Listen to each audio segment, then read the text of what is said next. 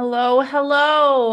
Welcome to the fourth episode of the Nonprofit Marketing Mastery Power Session. I am Kelly, the Nonprofit Marketing Nerd, and I have with me today Tereza Litsa. We're so excited to nerd out all about LinkedIn. I've been following Tereza for a while and really love everything from like the data-driven decision-making versus kind of the exploration of content that you do. I love it.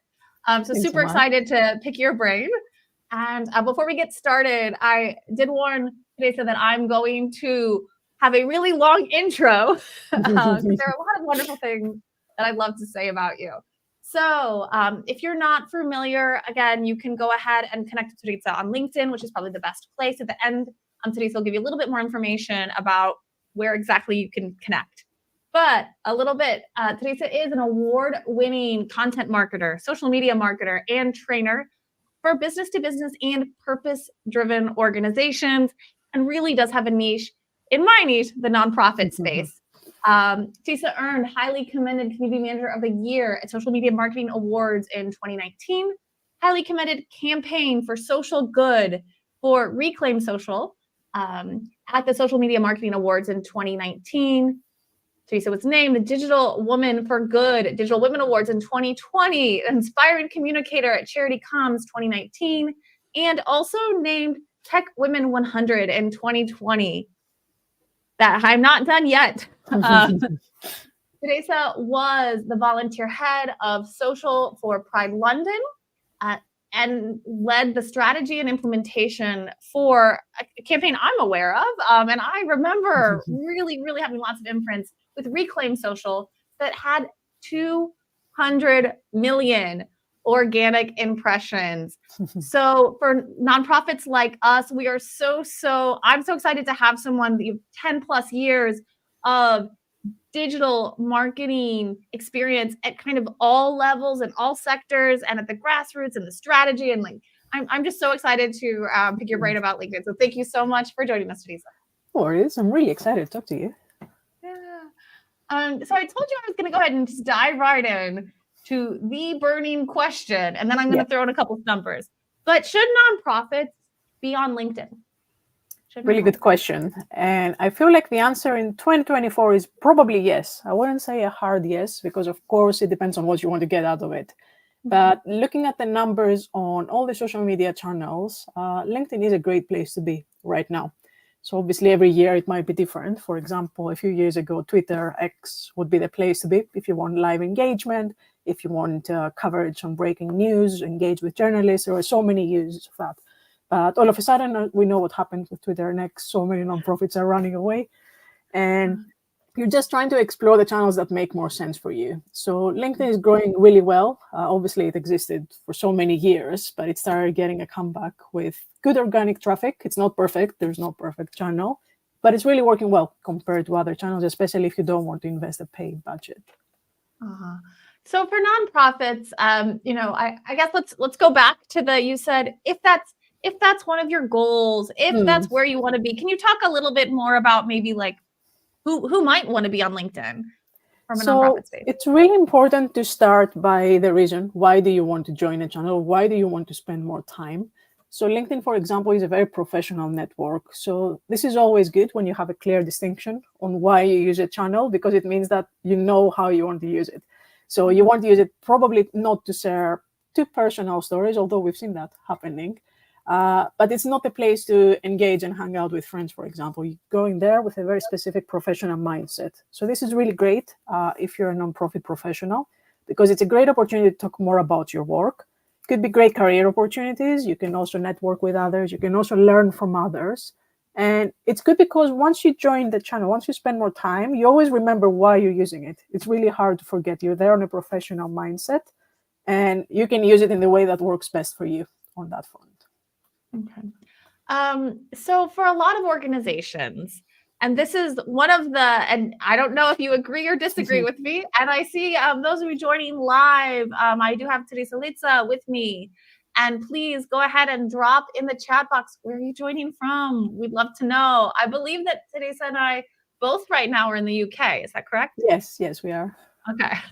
And I'm usually in the United States, in the Midwest, or in Mexico, which is my second home. Speaking of personal stuff on LinkedIn, but for many organizations, they are trying to figure out what platform to be on. And I think LinkedIn has a lot of hype right now for a lot of different reasons. But what would you say to the executive director that's like, oh, it's just another platform? Why should I do another platform? A really good question. And I definitely not recommend for everyone to just be on every single platform. It's just too time consuming, and chances are it doesn't justify your time. But it's something to go back again into why you want to use a channel. So when thinking again of the executive director, many executive directors and senior stakeholders are spending time on LinkedIn, and they used to do that years ago because they feel that's where I learn more about my network. I might connect with others. I might engage with someone else from the board or like external partner. I could engage with corporate partnerships. So it's an opportunity to even spend 5 minutes a day when you're really busy and you feel that it's not really me spending too much time on social media, and connect with people who might be interesting for you. So if you're not necessarily in the senior leadership, it might be a good idea to explore opportunities about your organization or about yourself personally without, again, spending too much time. I feel like the good thing with LinkedIn compared to other channels is it doesn't really distract you too much.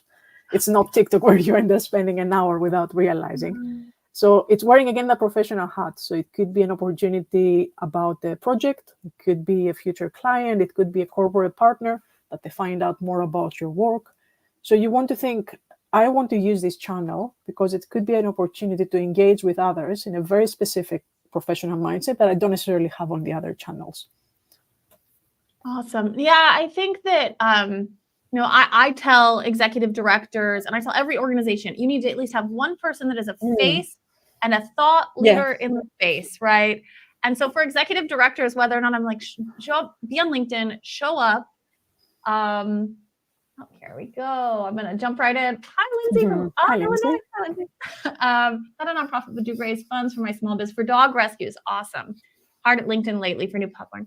Yeah, and I would say in terms of fundraising, and maybe this is something you can chime in on, Tereza. In terms of fundraising, I tell especially fundraising professionals and major gift people, this is a place to show up, establish trust, establish authority with especially your mid-tier and major donors or like foundations. They're watching, and like you said, who shows up? Those types of people are networking on LinkedIn, right? They're not sitting on Facebook looking at their dog pictures. They are being intentional with their time on social media and probably networking on LinkedIn. Exactly. So fundraising is a great way, not to do fundraising, but to establish authority through LinkedIn. Have you ever, and now I'm going to jump off script again. Have you engaged in fundraise? So let me think how I'm going to rephrase this. So a lot of nonprofits are already on Facebook, and they feel like that's the place where they can do fundraising.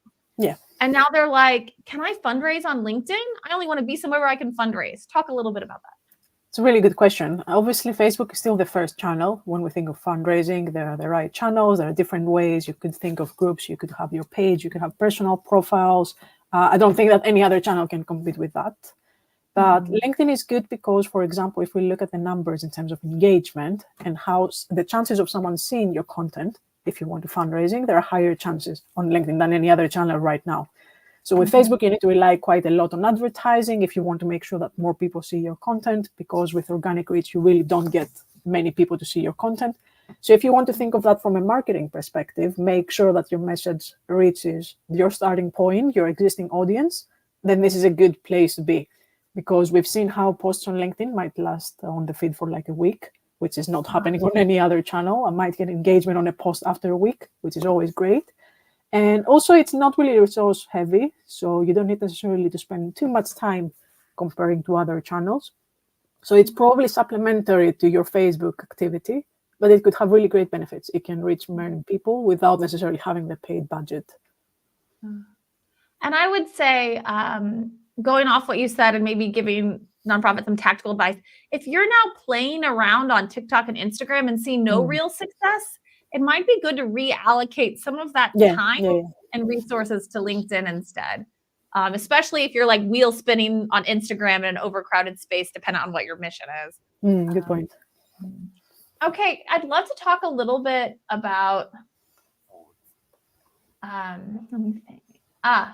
So, I know with Reclaim Social, I know that you were the head of Pride London. Yeah. Talk to me about and you can share about your own campaigns if you want, but talk about organizations or nonprofit people that you feel like are doing good on LinkedIn, and what does that look like? Do you have any examples? So I was trying to think of pages on LinkedIn from nonprofits who are really good on LinkedIn. Obviously, it's not like a standing point, like one account being amazing and everyone else. I feel like we're all trying to figure it out because we didn't really expect on our strategy to have LinkedIn as a starting point. I really like, for example, Plan International. I really like their branding. They're really consistent on LinkedIn. So if you want to get some inspiration, or American Red Cross, obviously on bigger scale, they're really good and consistent again with sharing their message. And it's not just about fundraising. They're trying to be consistent throughout the year, which is always a good opportunity. If you want to grow your page, if you want to make sure that your audience remembers you. So you want to make sure that it's not just about when you want to make the ask about the fundraising element. Or I really like National Wildlife Federation, which of course there's animal photos. It's always a great opportunity. That could be something from Lindsay to explore. When you do have great content, it's always a good idea to rely on the visual side of things. And whether it's about making the ask or also the engagement, to make sure that those who follow you, they like the content because they feel that they're interested in the cause. So it's not always thinking, how can I have a call to action? And always asking for something. It's making sure that you decide to be consistent, even if it's once a week, twice a week, and make sure that you stick to that throughout the year, despite the different campaigns and phases you're going through. We do have another lover of National Wildlife Federation. Really great. You're not alone. Yeah, I'll have to check that out. I have to confess, I don't. I haven't checked out their page, but I definitely will check out. And So you said, consistency, whether it's once, this is the question everyone asks, but I want them to hear it from your answer. How many times a week should I be posting? And you talked about consistency. So will you answer that? I think consistency is important, but also it doesn't have to be every single day on any channel, really. And again, the good thing with LinkedIn compared to other channels is that the post can still show up on someone's feed a week after. So if you spend time, even 2 posts a week could still be great if you feel that you dedicate the time to create the posts. And I've seen also cases where if someone is really busy, I'm not going to recommend to create a post from scratch. If you just create content from Facebook, you can still repurpose it. But it's still remembering that I'm adding LinkedIn to the list because I feel like there is a specific reason on how I want to use it. So it could be about engagement. It could be about building those relationships, or you can combine it with your own personal profile if someone is a thought leader in your organization, and make sure that your page starts by being active. So obviously that's the starting point. Have that consistency. Even if they don't see every single post, if I'm interested in an organization, I'm going to check out their page. So I want to see what you're posting. If I see that the last post was a year ago, I'll probably feel this is not the right channel to find out more about you. Yeah, I was just talking to an executive director that listed off that they had. It's so funny. You talking to an executive director that said that, they do LinkedIn and Facebook. Well, no, they have a LinkedIn page. Like they don't There's a difference. use their LinkedIn page. And the last time was their fundraising campaigns in December, right? I'm like, no. Like you don't actually do content marketing on your LinkedIn page. Yeah. You just post your fundraising campaigns there. Like not the same. Okay. So, if someone's listening right now and they're like, okay, Facebook's working for me for donor development and Facebook's working with me to get participants in. I know, like from kind of perusing and from hearing, and now that Tereza has told me that LinkedIn is a platform I should be on, but I don't even have a organization business page. Like, what are the first steps? What if someone's like, yes, I should do it? How do they start? I think it's, as you said, the first step is to create a company page, which is the starting point, because that's where people would find out more about your organization. So the way you would do that on every single channel, you need to add a cover photo, a profile. You need to update the About section, which is pretty much where you want to share more about your organization. You can also add a call to action button, which is really interesting to see with nonprofits. Many are using it for fundraising, so they can lead directly into the donation page. Or they could make it more specific. They might want to get newsletter subscribers, or they might want to get to the homepage of the website. It's really interesting to see how they decide based on specific time of the year on how they want to use that call to action. So it shows up at the top of the profile. So it's always a good idea to experiment and see where people are clicking. And then, of course, you want to make sure that you have that consistency. You want to think, how can I share the right content, even if I don't have enough time? The kind of post that would get someone to want to find out more about the organization. So even if it's once a week or even like on a period that's still not as consistent, how can you have the right content? If you think of the professional mindset, again, it could be something about corporate partners, or it could be about the mission and sharing more details about what they do, or even the location, if it's more like location specific. So you want to make sure you have the right content, even if it's more sporadic, that tells that story from one post to another. Okay. Yeah, and I will, you might disagree with me, but just to remind people that if they feel so overwhelmed about having the perfect branded Canva graphic and they're like, oh, I don't have extra time, it's okay. Or maybe sometimes better to take an authentic, real photo of the actual impact your organization makes, right? Yeah, 100%. Yeah. And it's funny, actually, right before you and I hopped on, I have a client who is a homeless shelter for women and children. And, you know, the executive director had just done a walkthrough of their shelter that's full right now. And he went and took pictures of the stuffed animals of the kids on the bedding. And I'm like, oh, awesome. Like, thank you. Real pictures. Amazing. Okay. So I have some questions that I ask all guests of the Nonprofit Marketing Mastery Power Sessions. So what's something that nonprofits do in their marketing that makes you cringe? Good question. I think it's probably, and we discussed it a little bit earlier, wanting to be on every single channel. It's the shiny new toy syndrome. So every time I do a training session on any topic, there will always be the question, should I be on TikTok? So this is pretty much the last year, the question I always hear. And of course, in many cases, the answer is yes, you should be on TikTok because they might be working with a younger demographics, or just in general, they have the kind of content that would work great. But if you're a tiny nonprofit and you're already struggling with being on 2, 3, 4 channels, then it's definitely not the case. It's better to focus on 1 or 2 channels rather than saying I'm active on like 5 channels, but really struggle to keep up. Yes, thank you. Yes, absolutely, 100%. Our language at Nonprofit Marketing Nerd is do one thing well. Yeah, exactly. Right, and show up where your target audience is. And TikTok is you're so funny with TikTok because so many nonprofits are on it and it's just like chaos. Like they have no intention, they have no strategy, they don't know who their target audience is. And they're just like, we thought it'd be fun. And my niece told me I should be on it. Yeah. Like, oh, cool. Or you might do a couple of posts and then realizing actually I have no idea how to keep up with the channel. Yeah. Let's see. Okay.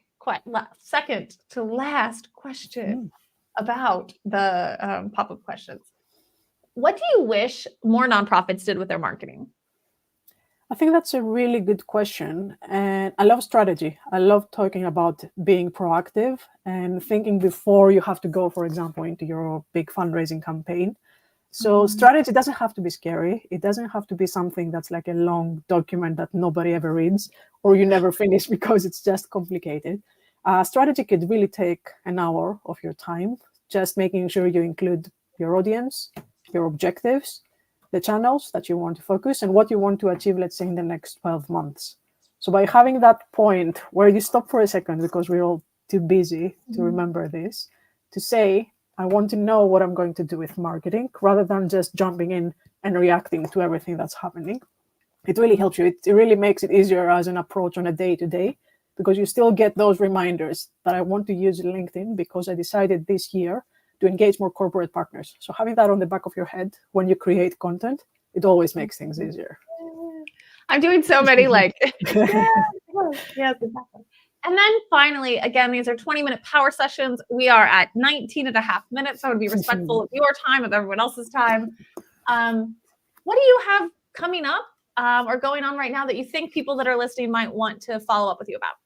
Oh, interesting.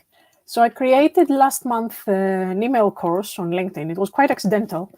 I started seeing how more people were saying they want to spend more time on LinkedIn. And I was creating posts, but I felt like I would like to find a way to organize this content, but without necessarily making another webinar when you usually sign up, but then you forget it and then it's just staying there. So I created a 10-day free email course where you just sign up, you receive 1 email a day. And I had really good feedback. It wasn't really strategic, speaking of strategy, but it was more like for my own interest and also getting me to spend more time to think, what are the things that make you stand out on LinkedIn? How can you use it between your personal profile, your company page, and all the best practices that we feel like we don't necessarily have the time to ask some things. So I'm happy to share the link. Yes, please share the link. And then if you're catching the replay, the link will be in the description. And I know I'm going to go sign up for that course myself. So if you want to, everyone else join me in the 10-day email course that's entirely free. That's amazing. And then where can people find you? I would say LinkedIn. I would spend quite some time there, so feel free to connect. And if you have any questions, of course, happy to help. Yes, and I think Tereza and I both want to remind you, if you come and find us on Instagram and you're not We're still on Instagram too. Yeah, right. But and you're like, oh, these people, what? Like, those are not our primary platforms. We're focused on doing other platforms well. So don't look at Instagram and be like, they don't know what they're talking about because they don't have 20,000 followers. Well, we're not really like we're on Instagram, but like that is not our bread and butter or primary focus. But we can be there to connect with you, right? Yeah, of course. Awesome. Well, thank you so much for your time again. Thanks so much. Really enjoyed that. Yay! I hopefully maybe we can even have you come back on again. But I do know I'm going to take advantage of your free 10-day email course for LinkedIn. I hope others do as well. And they can all connect with you again. I'll drop in the description for watching the replay where they can find you on LinkedIn, where they can find you on Instagram, and also Tereza is currently accepting clients if you're looking for someone to help with strategy and implementation. Always happy to help. Awesome. Well, thank you so much for your time. Thanks so much.